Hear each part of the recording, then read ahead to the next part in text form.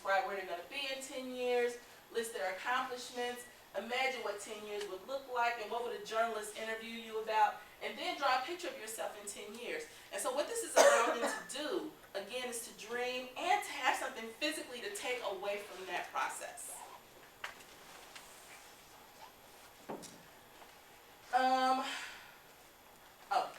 Finding the answers. Again, this would be an opportunity for them to do some discovering. There is a self-assessment that is included in a course that I use called On Course. And basically what this was doing is helping students identify when they find themselves or do they find themselves off course. And this can be done, it's a 60-question inventory. And I just used 8. Can we go to that next one? And I just used 8. And so this would be a real quick way to help students identify, are you clear about when you get off course and how to self-correct? But this is just one way to do it. There was a ton of inventories and they break them down into different competencies and you could use whichever ones you want, but this was just the example that I pulled. Okay, so let's zoom way back out. We've just thrown a whole lot of information at you, so we're going to take a step back. So how do we actually get these things to be incorporated? So obviously before orientation, we need to train our orientation leaders and faculty members on all of these appreciative advising approaches. And obviously when we're training the students, we don't want to just throw this at them. We want to really try to engage them in this process and tell them how important it is for them to be doing these things. So not, you need to do X, Y, Z. It's, we need you to help us do X, Y, Z so that we can get to these outcomes and this basically happens. And then obviously we said that we wanted to create or find a pump up video, flash mob, something really fun, really high energy in the morning. These are students, they're getting out of bed early, they're going to be like, why do I have to be here? If we can get them pumped up in the morning, get them excited, that carries on throughout the day. Yes, some of us may need to learn how to do the Gangnam style dance to wake them up. So. We have a demonstration. Trust me, we had talked about that. And then during SOAR, obviously we gave you a schedule. We've kind of gone through some of the things on this schedule and kind of see the schedule for some explanations. There's a few other things in your folder that have more explanations on them. But one of the really neat things that Tracy had come up with is during the My Miami session, when students are sitting in front of a computer and they're learning how to, log into their email, that kind of thing, we actually want to send them an email the day of orientation, and it's going to ask them what their biggest fear is and then what their biggest dream is. And it's going to have some type of questions like, are you bored throughout the day? Are you ready to get this over with? Are you engaged? What are you doing? And just kind of have this short little inventory so when they're in this session, they're going in, we're training them how to use, their email, and we're saying, there's an email in there waiting for you. Go ahead and answer that email and send it back to us. And then they're going to think that nothing's going to basically happen with that. But then after orientation, after they've gone home, we actually, as advisors, would go back and answer those emails. So I see that you fear this. Let me help you with that. Here are the resources. Or I see that your biggest dream is this. Here are the resources or the path that can get you to this dream. And then, as I said, follow up with the emails with the students about their fears and dreams, and then use that evaluation data that they have. Are they bored during the sessions? Are they pumped up during the sessions? Are they ready to go? Those short little just snippets of information. And then basically assess all of the evaluation data afterwards and kind of tailor the next orientation to whatever data we're gathering from those. And there is an example of how we might evaluate the appreciative advising pieces. And that is in your handout. I think it's on a gray sheet further in the back on the right-hand side. These are not the ones we're going to use, but they could be. But again, these are just examples of how we might assess the appreciative advising phases. Did we disarm them? Did we help them discover? Did we help them design? Did we help them dream? And so these are some of the things that we could potentially evaluate during the session. Question time? Any questions? Yes. I have one question. Yes, you are going to dance Gangnam style. The one question, first of all, great presentation. But the one question I had, would the students know those people, Gandhi, Martin Luther King, would they know who they are? Since we're talking about the Y generation. They may not, and that's why we wanted to create another video with students at Miami, you know, out in the Gracie area during, you know, other orientations or other flash mobs that have happened, or in the classroom, and just that high energy, like, these are students here at Miami. This is you, basically now. Now that you're here, this is you. And according to those characteristics, again, when we use in advising, prescriptive advising does not work. You know, you have to take this and out of my office. So in advising, we try to involve students to involve in their academic career. We want them to do the same thing in orientation, because orientation is the first step in advising. That's what we believe. And the video was really just an example of how we might get the students engaged. We had hoped a higher energy video, but if not that one, then a flash mob, or if not a flash mob, then yes, we film a video of people doing stuff and being engaged on campus. So again, that is helping those students connect to the university and connect to their dreams, and or help them discover, and or help them, you see, I mean, putting these pieces of appreciative advising into it. And we ran out of time to talk about the tour, but we tried to develop a tour that is a little bit different.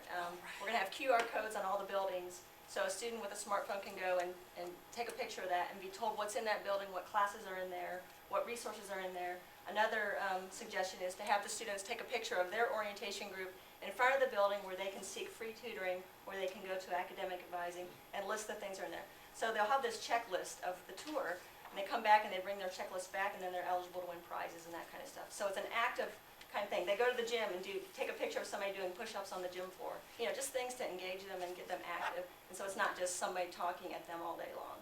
Get them involved in the process. Did you guys think about ways, you know, we have those clickers that Oxford Orientation uses with the Turning parents. point. That's the. That was what I was talking about. Okay, good, because that was really effective with how they use that to get the audience participation as well. And we can in fact involve advisor track software in this. We can send them a survey instead of email, maybe send them a survey, 3-question survey, and let's look at in general what kind of things we need to change for the next orientation. Or but this involves a lot of time in computer lab interaction with the students right there, right at that time. So. Jen, it makes me appreciate what you do so much more in trying to pull this together in a week's time, because there's so many details and considerations and people that it takes to make this happen, that I just have a greater appreciation for what you do, so thank you. I mean, and as you're considering this, I mean, of course, we're open to discussion about what things could work, won't work. And this isn't gonna probably be in every single piece of orientation, but we do wanna be able to have the students introduced to it, so that when they come into advising and we ask them, so tell me about, you know, an open-ended question, they're not looking at us like, well, why would you ask me such a thing? Well, guess what? We did this during orientation, so it would be an opportunity for them to be exposed to it, so that when they do see us in academic advising, it's not a surprise.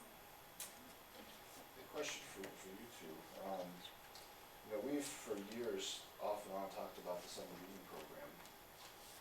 Is this an opportunity to rethink that? Maybe it's not the same book Oxford does, maybe it's a short story, maybe it's an article that we actually do on campus at this event. Is this an opportunity to be thinking about those types of things? If not this summer, maybe in the future. Well, I think since we're going to be starting orientation in like May coming up, I don't know how much time there is for a student to read a whole book. But I do know Mary Bisano did back in 2008 or 2009. We did have a common reading book for people taking the EDL 110 class, and so that was, I think, pretty successful. But I don't know why we didn't continue it.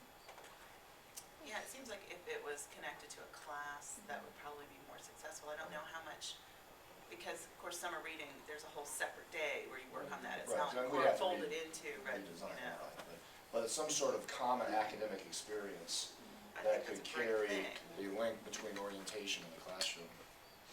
Just something to think about. Do you want me to give them a pop-up quiz? Yeah, just one comment that I had, which once again, I thought this was really great, really interesting, but you focus a lot on Generation Next, which is not all of our students, right? I mean, we still have students who are baby boomers, students who are Generation X, like me. And even when we're thinking about post-secondary students moving into the next generation. So how do you envision trying to reach all of these different audiences within a single orientation? Well, personally, I believe Generation X ones, Probably. they are already in the orientation. In a couple orientations I involved, they are the ones actually, I see them in the classroom. They wanna learn something, whatever you're showing on the board. They are the one, they are not the problem, or they are not the ones we are actually, I shouldn't say problem. We are directing this to the ones who we believe that needs more involvement. So that's my personal opinion. But I'm also thinking in terms of, as a way of working with students, I don't think it's necessarily a generation or a type of person. I think it's how you're connecting with that person and how you're having them engage in this process. So I don't necessarily think that only Generation Nexters are gonna benefit from this particular model. I think that a non-traditional student would love the opportunity to kind of go back and reconnect with that 6-year-old that wanted to be a gymnast. And be able to bring that back up and say, if I wanted to be a gymnast, but I'm 90 years old and I can't do it, how can I still incorporate that into what I'm doing right now? So I think that it's something that you can infuse or you can give to any generation and it would work. I think, just to piggyback on that, I think one of the things would help if you had people like me, who was a baby boomer, to be a participant with the orientation, so they can see somebody that looks like them, same age and everything. I know I work a lot more with the non-traditional students, because I'm old, and they seek me out, and they're like, well, she kind of understands, she kind of understands where I'm coming from. Maybe I do, maybe I don't, but they feel comfortable with me because of my age. So I think for every orientation, Jen, picks up, and Triana, I'm gonna throw you in the mix, pick on more of the non-traditional. We can still use the same approach, but they see and feel like, well, they got somebody that And understands. we do that, at Yeah. least we have in the past. We're not able to going forward with the new SOAR model because they'll be grouped by major. But in the past, we have asked for their age or birthday, or we used to ask for if they're a non-traditional student, and now through the cross system, we get their birthday, and I make sure that they are with, any non-traditional student is with other non-traditional students and with a non-traditional, at least one non-traditional orientation leader, so that they do feel that connection and they're not like surrounded by 18-year-olds. I think that does help. Thank you very much. Good job. Thank you.